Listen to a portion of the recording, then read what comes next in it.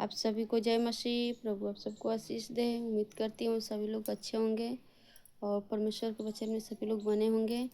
मैं परमेश्वर के एक वचन लेकर आई हूँ। आज मैं बताऊँगी उद्धार के बारे में कि उद्धार हमारा कैसे होगा और हमारा उद्धार होने के बाद जो हम पाप में थे क्या वो पाप करते रहें या उद्धार पाने के बाद भी हम पाप करें। हालेलुया। आइए हम छोटा सा एक प्रार्थना करते हैं परमेश्वर का स्तुति और महिमा करते हुए।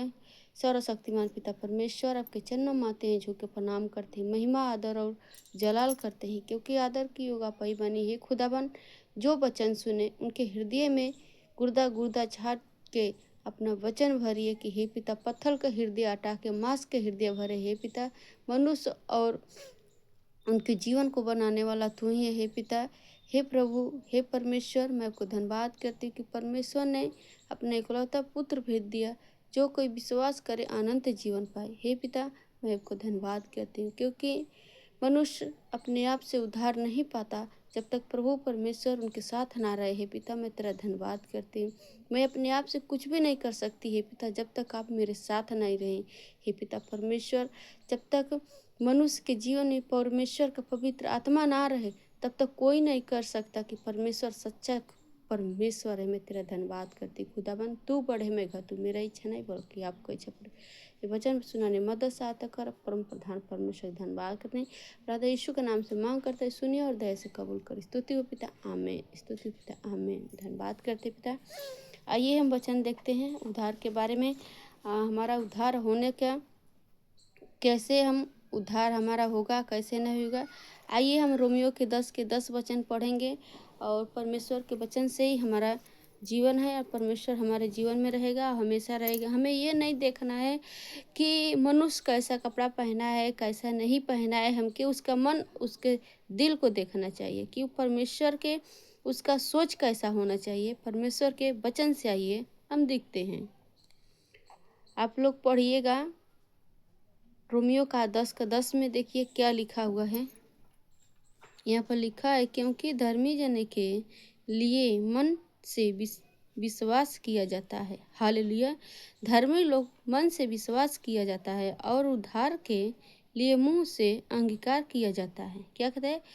धर्मी लोग मन से विश्वास किया जाता है और मुंह से अंगीकार किया जाता है, क्योंकि पवित्र शास्त्र यह कहता है, जो कोई उसे पर विश्वास करेगा वह लज्जित ना होगा। हालेलुया। जो प्रभु यीशु मसीह के बातों पर विश्वास करेगा वो कभी लज्जित ना होगा।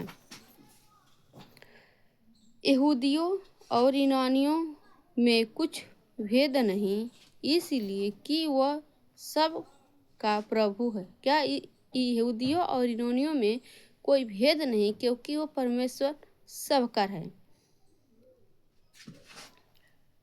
सबका प्रभु है और अपने सब नाम लेने वाले के लिए उदार है। क्या?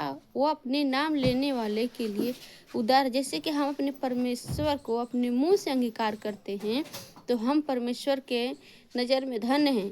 प्रभु कहते हैं मत्ती के 11 में क्या है कि नहीं, 5 के 11 में क्या है, वहाँ पर लिखा है, धन्य है वो मनुष्य जो मेरे कारण सताए जाए। हालेलुया। तो हमें सताना शत्रु का काम है, जो संसार में है, जो लोगों को आंखों पर पट्टी बांध कर रखा हुआ है। हमें उस पर ध्यान नहीं देना है, हमें सीधा परमेश्वर की बातों पर ध्यान देना है, ताकि परमेश्वर हमारे जीवन में कार्य करे।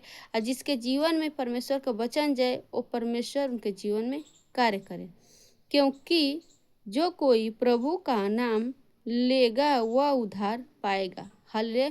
जो कोई प्रभु का नाम लेगा वह उद्धार पाएगा। तो हमें परमेश्वर के वचन पर चलना है। अब प्रभु यीशु मसीह के मत्ती के 6:21 में लिखा है कि हे प्रभु कहने वाला नहीं, लेकिन प्रभु के वचन पर चलने वाला बनो पाएगा।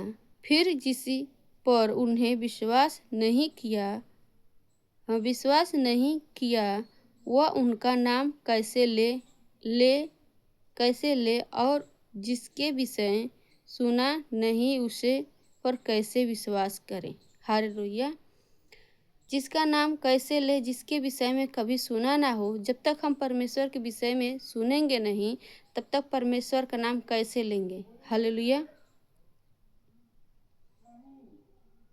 कैसे सुने और प्राचीन काल बिना कैसे सुने, और यदि भोज ना भेजा ना जाए तो कैसे प्रचार करें। हालेलुया।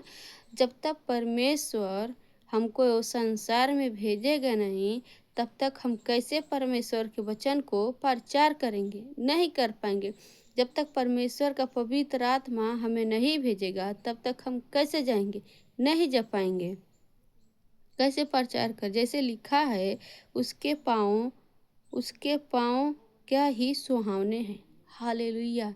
यह देखिए कितना सुंदर वचन लिखा है। यहाँ पर लिखा है, क्या है वह जिसके पाँव सुहावने हैं। सुहावने हैं कौन? जो परमेश्वर के वचन पर चलता है, परमेश्वर के वचन के अगुवाई पर चलता है। जब परमेश्वर को जो जो हमें दिया गया है, जब प्रभु यीशु मसीह अपने चेलों से बातें कर रहे थे इजराइली में, तो वहाँ कह रहे थे, मैं जब जाऊँगा तो तुम्हारे लिए एक सहायक भेजूँगा। वो सहायक क्या है? पवित्र आत्मा है।